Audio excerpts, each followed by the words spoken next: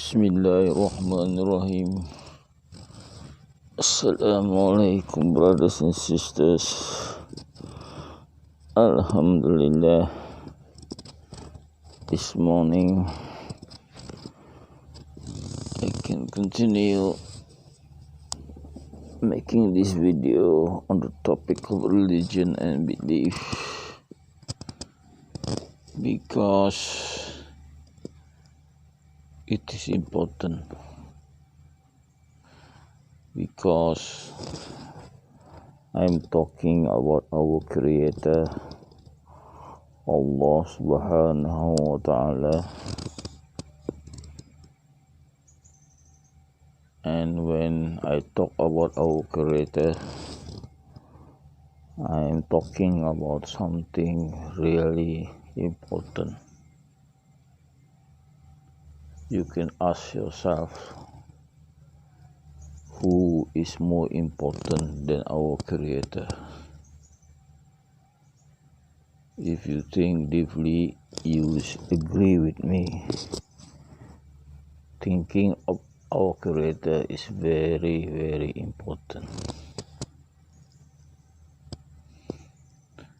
And we'll get the reward from thinking our Creator,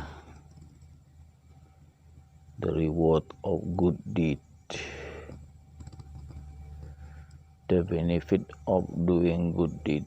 We get it if we talk and think of our Creator, because we are encouraged to think of our Creator. So many verses in the Koran that have you not thought, meaning that we are asked to use our brain to think about our Creator, so that our belief becomes strong. And if our belief becomes strong, that means we are firm in our belief, because Allah don't accept people who believe by half or 50%. Allah only accept belief which is 100%. So the belief that is doubtful is still considered as non-believing people. So it is very important that we believe 100%, and in order to achieve that, we have to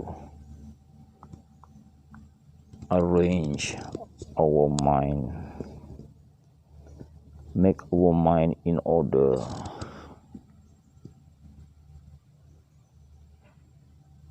Meaning that made our mind in order,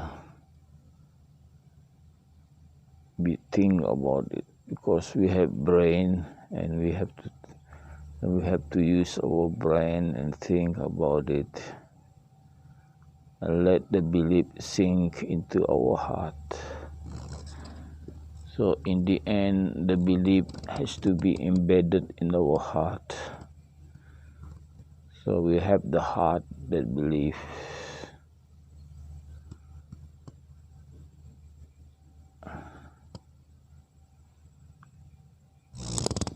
We are encouraged to think, just like the verses. Hey, you have no life before. You have not lived before.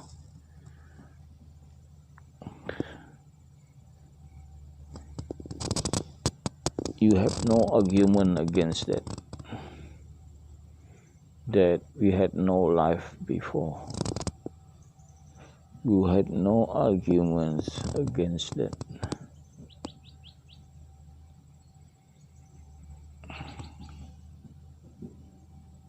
So,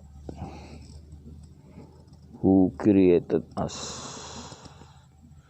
So there must be a creator that created us, because we had no life before. We are not like this before.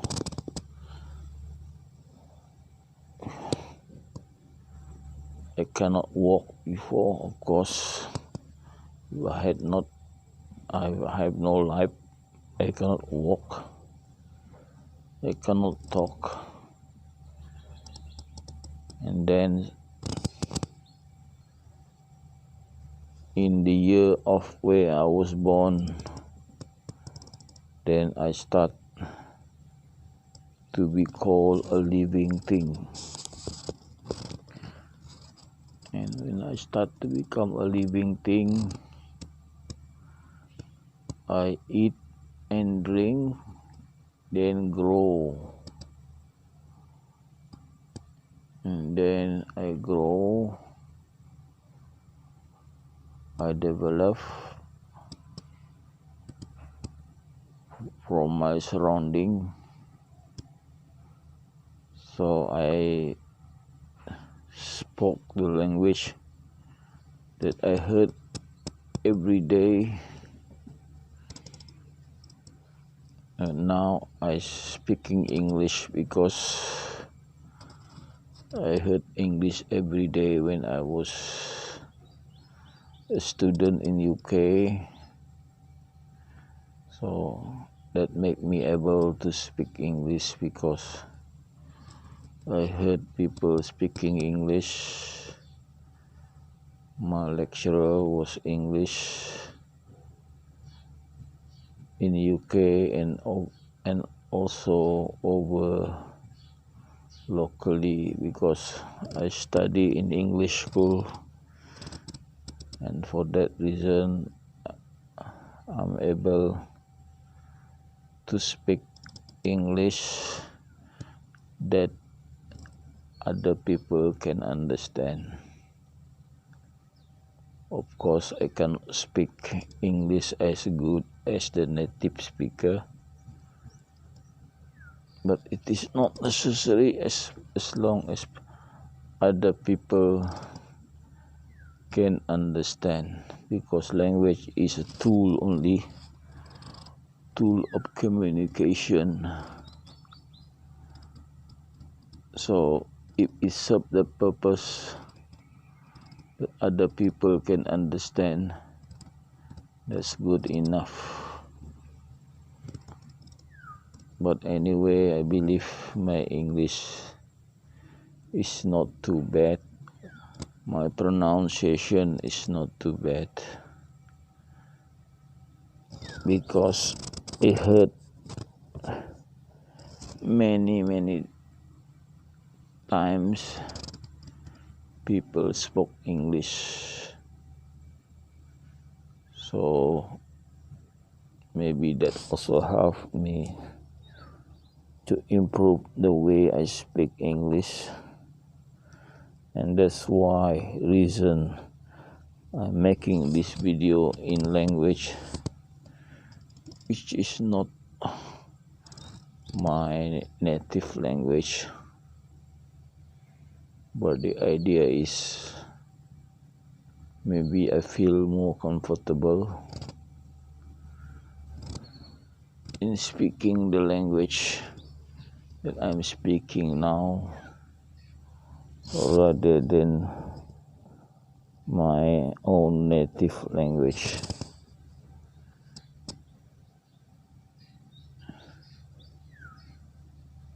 So when I work in international company,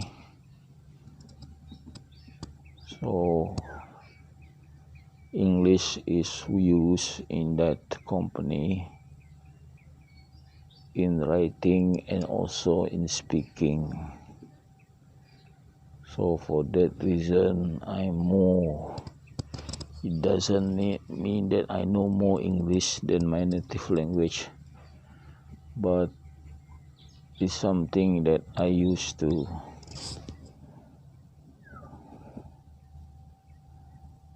And for that reason, I make this video in a language that I feel comfortable with. Okay, I was speaking about why it is important, because Allah would punish the rebellious people.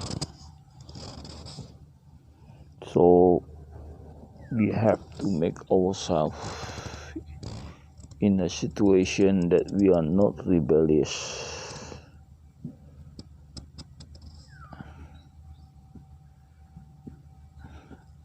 Of course, you have to make an effort not to be rebellious. In the morning, early in the morning, you wake up to perform morning prayer. And then after that, in the mid-noon, after that in the evening, after that in the sunset, and at night. So that have to be performed, and that had to be effort had to be made.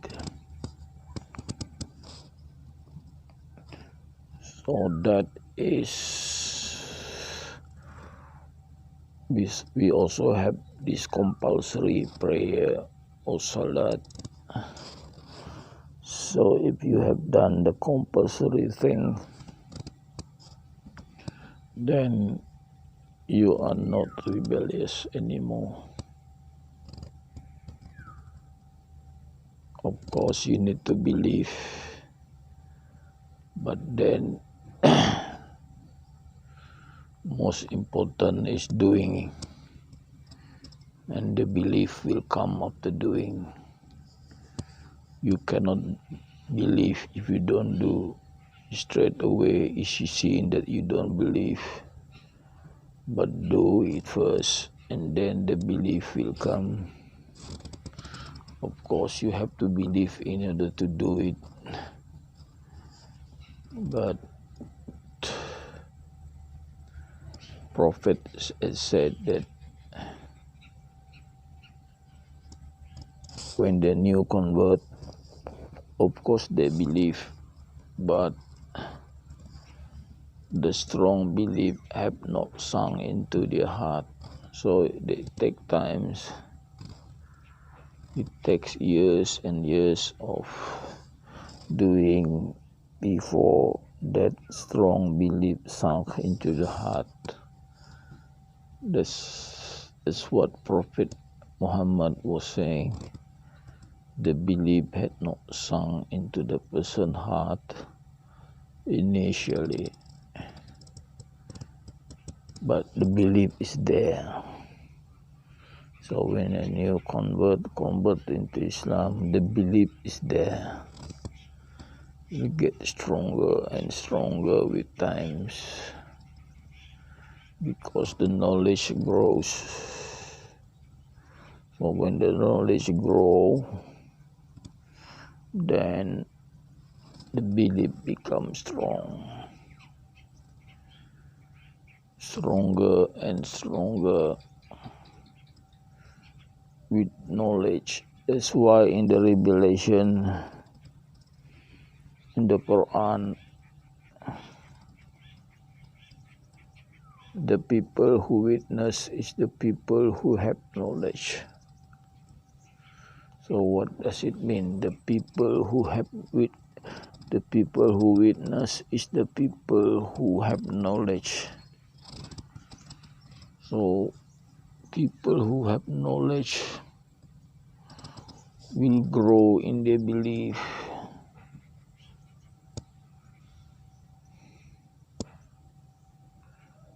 Of course, the strongest in belief is the Prophet, because the Prophet have knowledge. Like Prophet Muhammad, he had traveled to the heaven, and right on a horse that can fly, we call burak, and then talk to the angels and talk to the prophets that had lived in the heaven. He had talked to Jesus, Moses. He has seen Adam in the heaven. That is the knowledge. Is indeed meaning that he has knowledge, and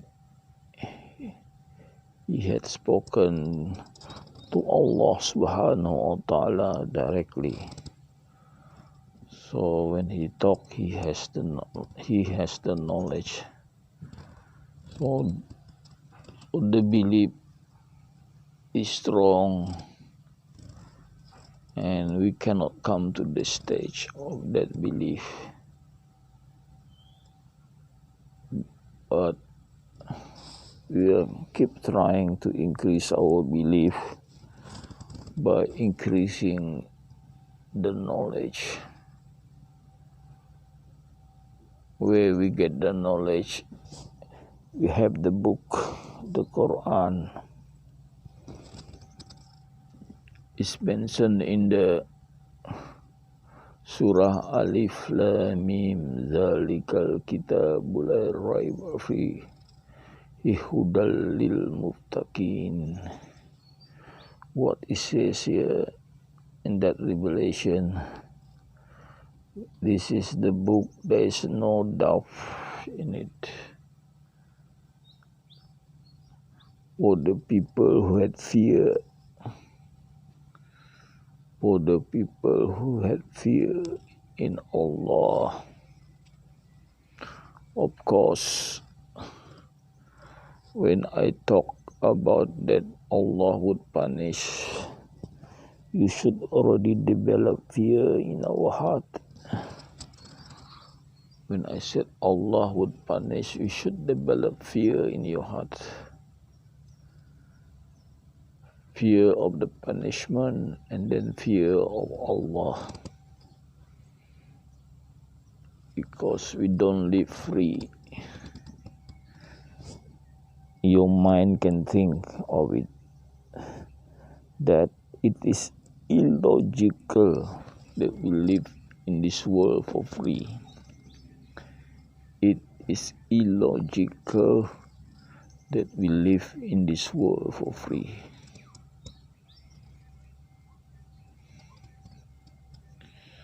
So the logic, what is accepted our mind, is that we live in this world for a purpose. Many people who don't have access to religion thinking, what is the purpose of me living in this world? What is the purpose of me living in this world? They're wondering, but they don't get the answer. But we Muslim, we have the answer, because it is in our book, the Al-Quran. A revelation saying, I created mankind so that they worship me. So that is the purpose of we being created in this world. So our mind can accept that we live in this world not for free. And then from that you walk on to think and what you should do. And do things right from the guidance of Al-Quran.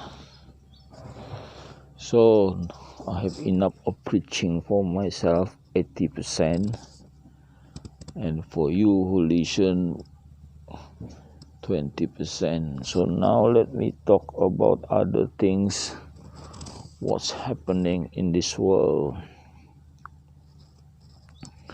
Yesterday I was talking about China. which was not deliberate. I was thinking of something and then suddenly my thought was on China, or what happened in China, where the rich become poor because they had done something that our Creator, that make our Creator angry. So rich people can become poor because all this provision of richness comes from our Creator, and He can pull it away very quickly. So that's what is happening in China now. China will become poor after he had become rich. We see that the foreign companies, Xi Jinping trying to stop, saying that stop this grand exit,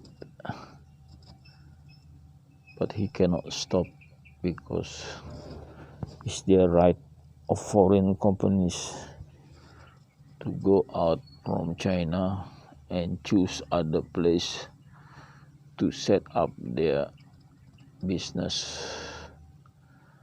Many are going to India, and I heard that the economy of India is growing.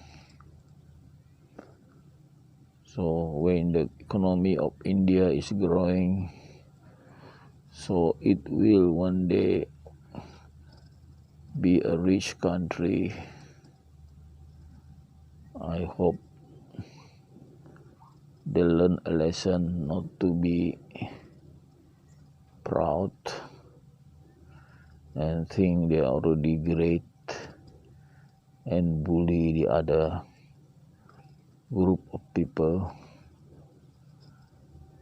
But for India it's not likely, because it is a different kind of government, different kind of doctrine.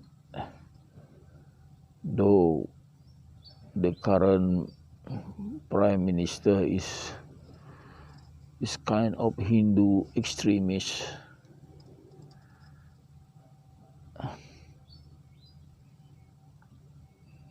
but he is only elected person, so maybe soon he will be ousted out. So another person will come, maybe a person that is not Hindu extremist.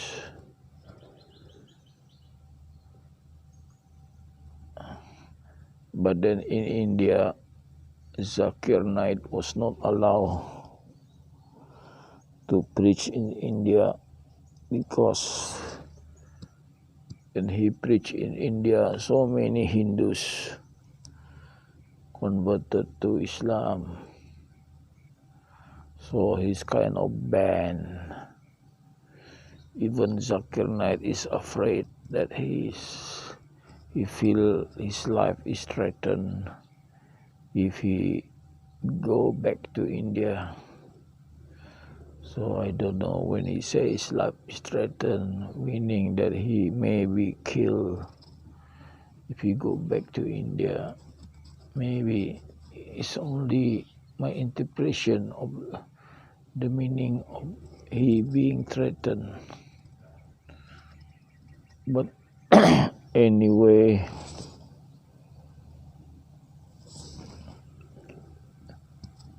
many Hindus convert in India, and the population of Muslim in India is 300 million. So now, if you ask me, Which country has the biggest Muslim population? It is no longer Indonesia. It's no longer Pakistan. India has the biggest Muslim population, 300 million.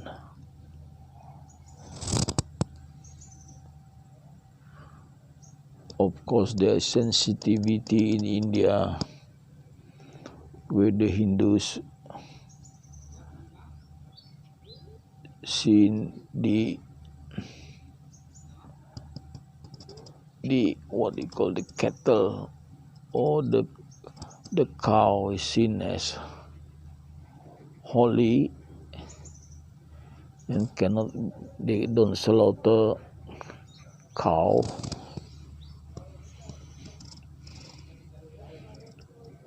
But buffalo is okay. So in India, if you want to eat cow, you can always switch to eating buffalo. I've seen buffalo meat being sold in a supermarket, and the supermarket says that buffalo meat is coming from India. If I have not mistaken, that buffalo meat in the supermarket is from India. But surprisingly, we serve in our restaurant the meat of beef only, not buffalo. I wonder why we don't serve buffalo meat in our restaurant. It's the choice of my wife, because I seen the buffalo meat. If beef meat is $13 per kilo, the buffalo meat is only $8 per kilo. So it's cheaper. I remember when I was young, in 1960, if I go to the market to buy meat, it had always been buffalo meat, not cow meat. When they say in the neighboring country they eat cow meat, I feel it surprised me. They eat cow meat, but over in my place we eat buffalo meat.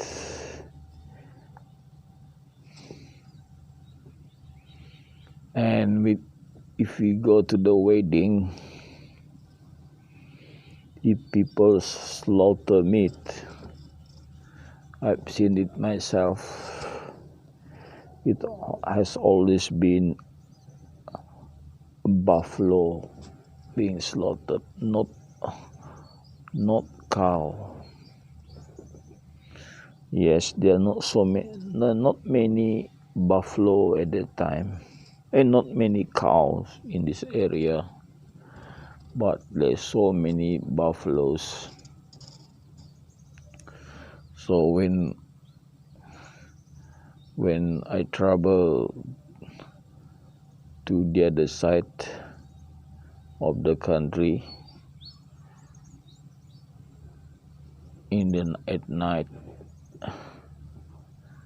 my father always asks me to watch for the buffalo sitting on the road. So I was young, my eyes was bright, so I was always on the lookout for buffalo on the road.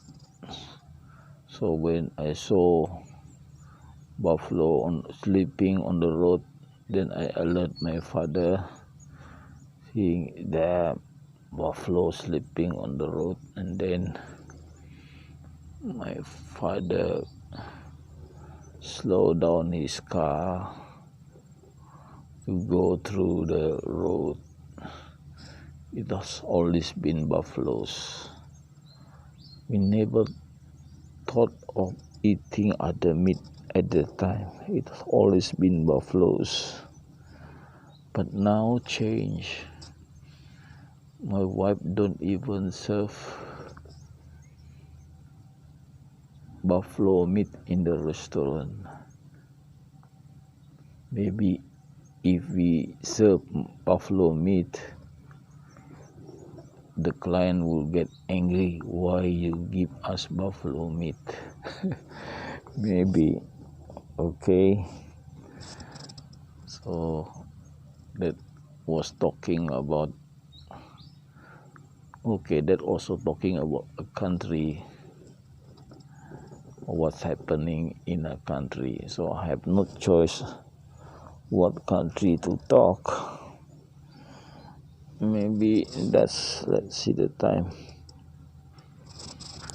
That is also interesting what happening in this world related to my environment. So maybe other country that may eat a lot of buffalo would be India, I believe. Maybe if the meat sold in the market in India, it would be buffalo meat. Yes, buffalo meat, not cow meat. I seen picture of India where the cow just roam the street. Nobody disturb them. Nobody do anything to them. So maybe a lot of cows in the street in India roaming about. If it is buffalo, I believe it will not be long. Someone will catch it and then slaughter it. But for cows, it's just let free to roam about in the street in India. Okay, actually I was talking about India. Oh, so let now exaggerate talking about India. So India is a big country. I've known a lot of Indians. I used to have many Indian friends. When I was in UK,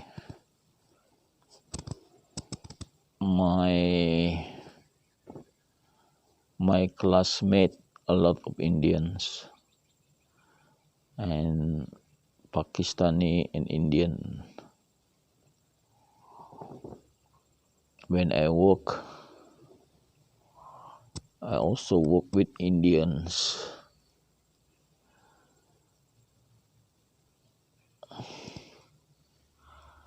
So it's normal encounter with me with Indians.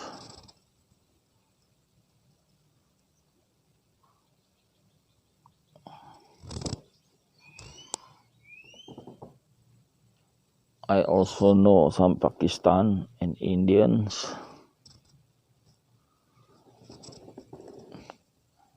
I remember my teacher when I was a student from primary to secondary had been Indian teachers. So our encounter with Indians is common, and if I went to hospital,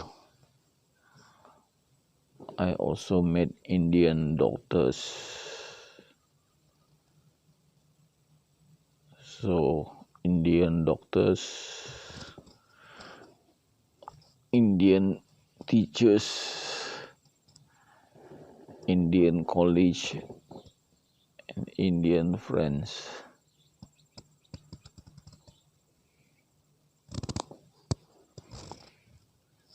Okay, that's about India.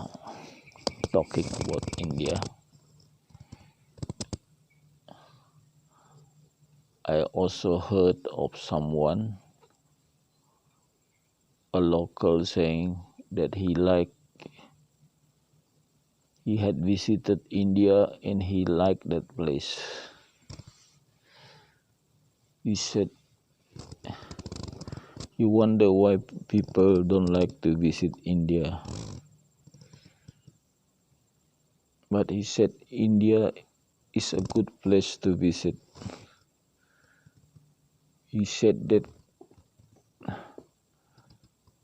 30 years ago when I met this person, he said he had visited India and he liked that place as a place to visit.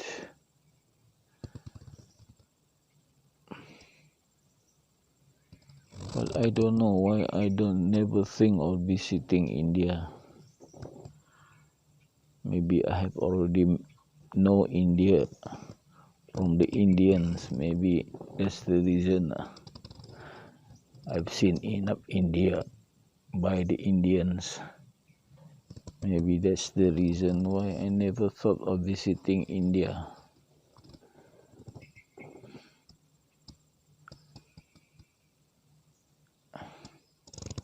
I more like to visit Pakistan than India because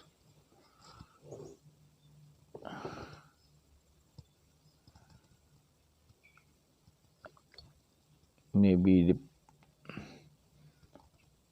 the Pakistan food was nice. I heard because my friend had Pakistani wife and sometime he called over to his house. I went to his house and he served food.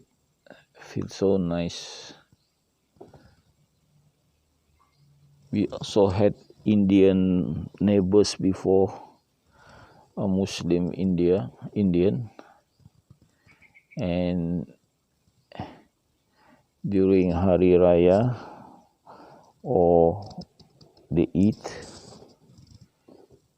he invited us over to his house and they served us with food.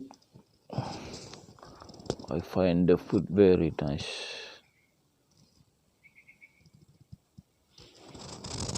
Very nicely cooked and I enjoy eating. Maybe I enjoy eating Indian food, no problem. Thick gravy, no problem. So if I visit India, I would be enjoy eating there. Well, what else I could enjoy?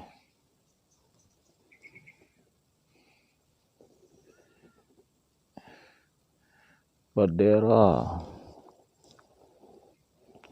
local went there and work there actually, and they said negative about India.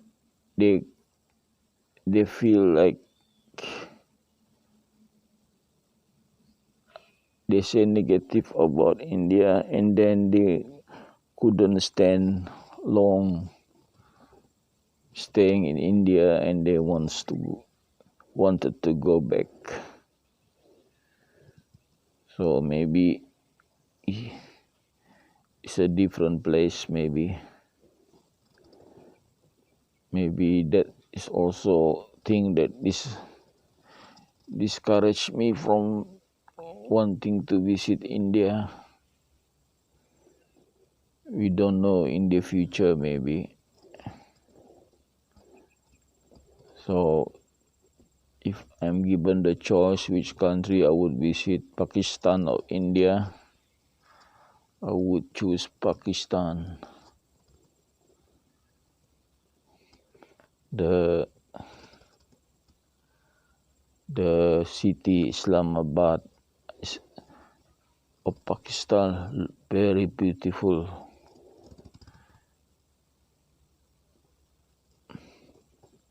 And they keep the city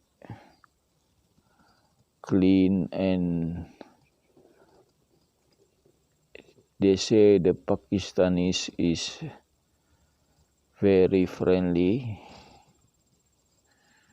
I have Pakistani friend, and they say if you go to Pakistan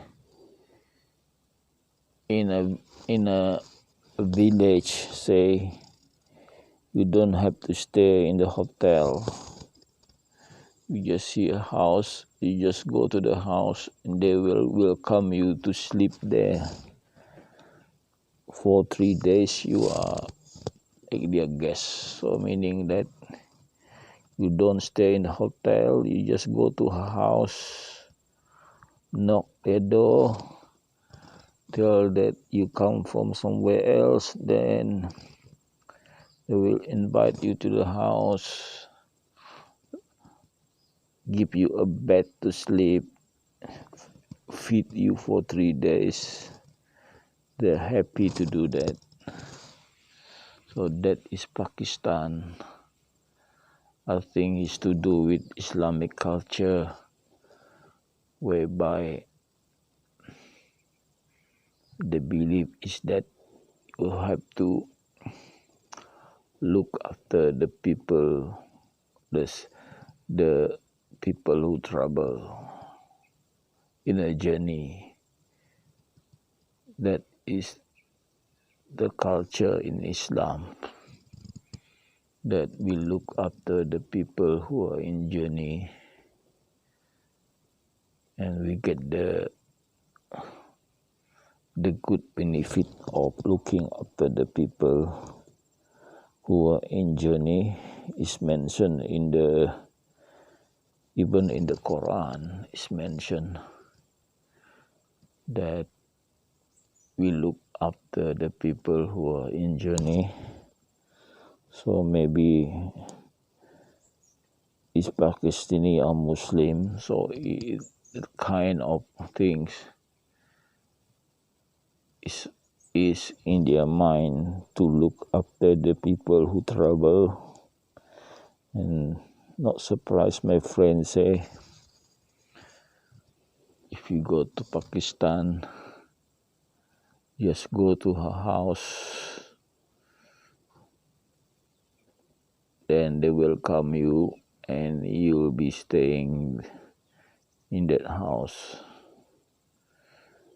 And then if you still want to go stay there, you just go to the next house. After 3 days, you go to the next house.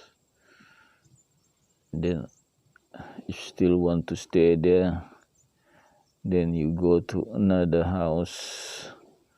So the maximum is 3 days stay. That's what my friend telling me, a Pakistani friend telling me. And I also heard something like this. So it must be true. Then in Pakistan, you don't have to stay in a hotel. You just knock the door of a house, and you will be welcome to stay there for 3 days. Okay, what country was I talking? India and Pakistan. Okay, that cover 2 countries. Okay, brothers and sisters, let me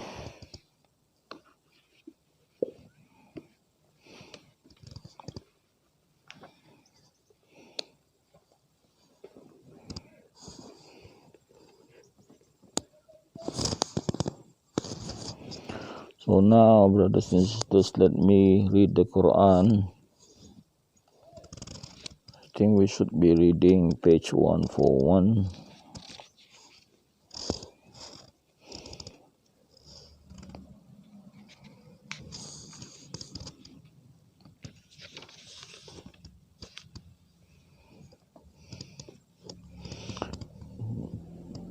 To get the barakah of this morning, let me read the first sentence in Arabic.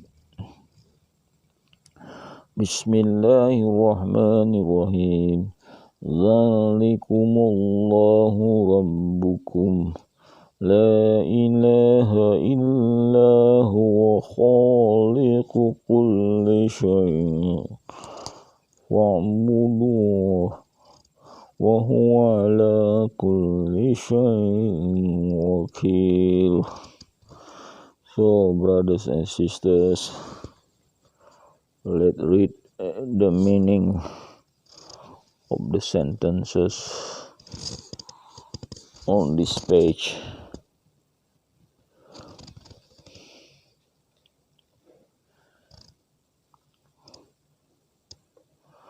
That is Allah, your God, and there is no God beside Him, one that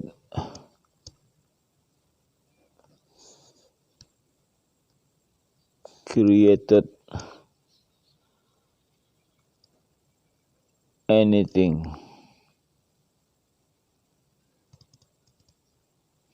Then worship Him. He is the one who look after all things.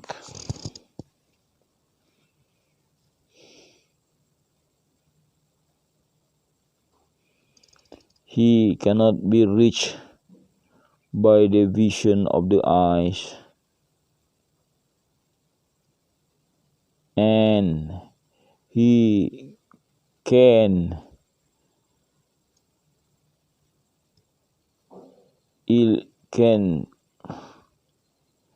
see all things.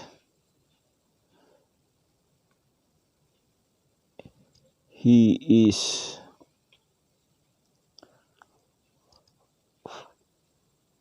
fine and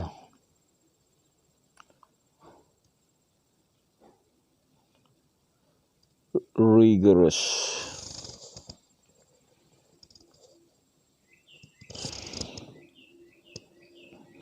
Verily, the evidence that is clear that come from your God. Whoever is seeing the truth, then the benefit is to him. And whoever is blind cannot see the truth, then he is the loser.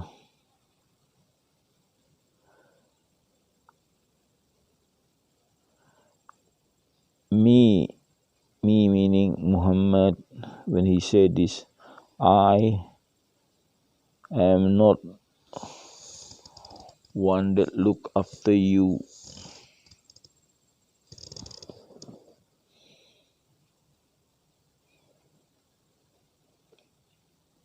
And that's it. We clarified times and again our revelation.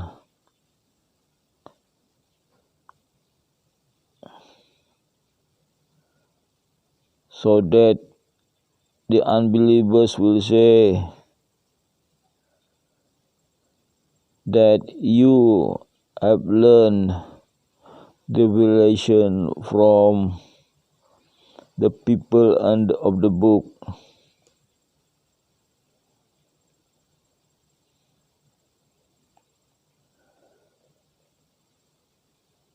So that we will qualify the Quran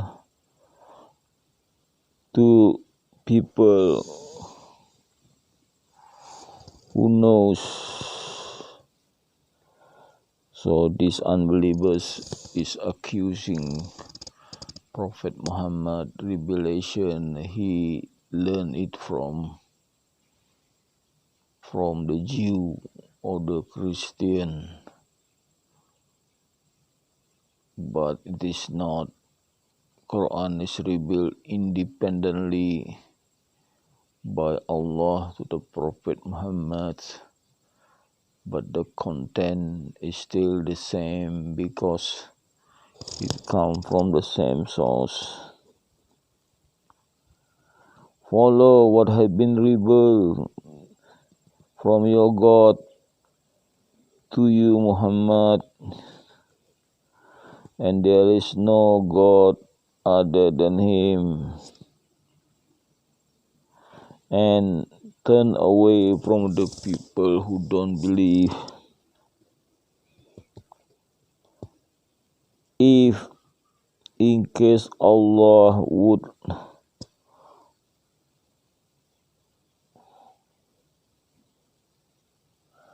want it, then they will not associate Him with any other things. And we are not making you, Muhammad, as the person who look after them.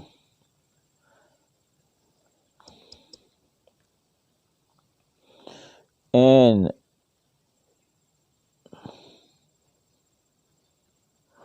don't you call what they are worshipping to other than Allah.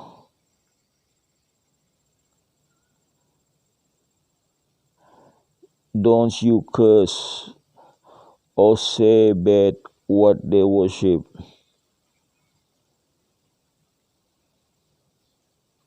other than Allah, because later they will say bad on Allah in response, and they will be extreme in what they are doing without the basis of knowledge. Then we be making them think what they're doing is good, but then later to God they will return, and Allah will tell them what they had been doing.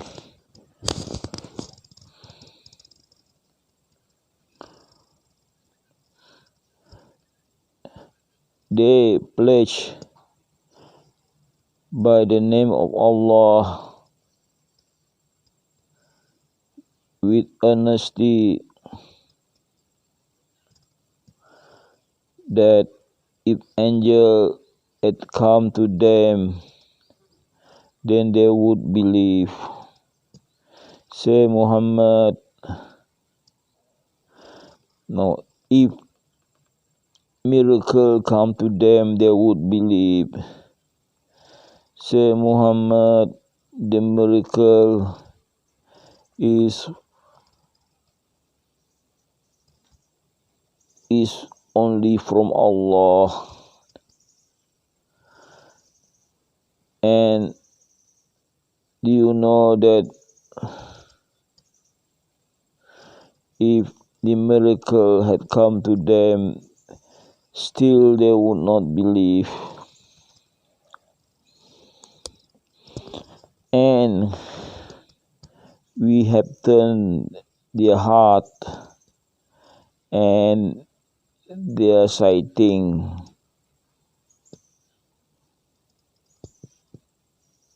as they in the first place don't believe to the revelation in the Quran, and we left them in confusion and being in loss of way. So even the same, if we seen the miracle, they would believe. So the miracle still come to them, they would not believe. There is a story of this prophet uncle wants the miracle. So the prophet show him the miracle, and still he had not changed. He had not believed even after seeing the miracle. So now let me read.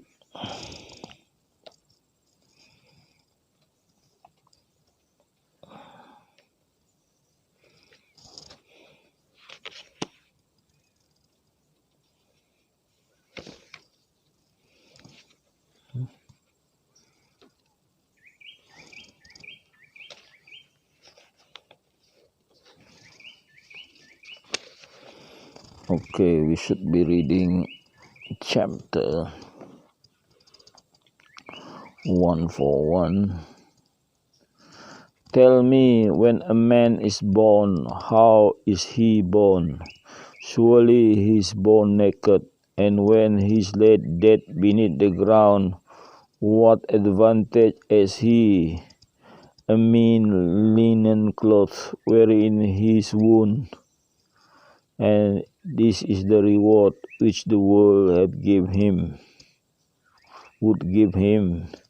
Now, if the means in every work must need be proportionate to the beginning and end, in order that the work be brought to a good end, what end shall the man who have desired earthly riches shall die, as said David, prophet of God, the sinner shall die as most evil death. If a man sewing cloth should thread beams instead of thread in the needle, how would the work attain its end? Surely he would work in vain and despise of his neighbors. Now men see not that he is doing this continually when he gathered earthly good, for that is a needle wherein the beams of earthly goods cannot be threaded. Nevertheless, his madness, he strive continually to make the work succeed, but in vain. And whoso believe not this at my word, let him gaze upon the tombs, for there shall he find the truth.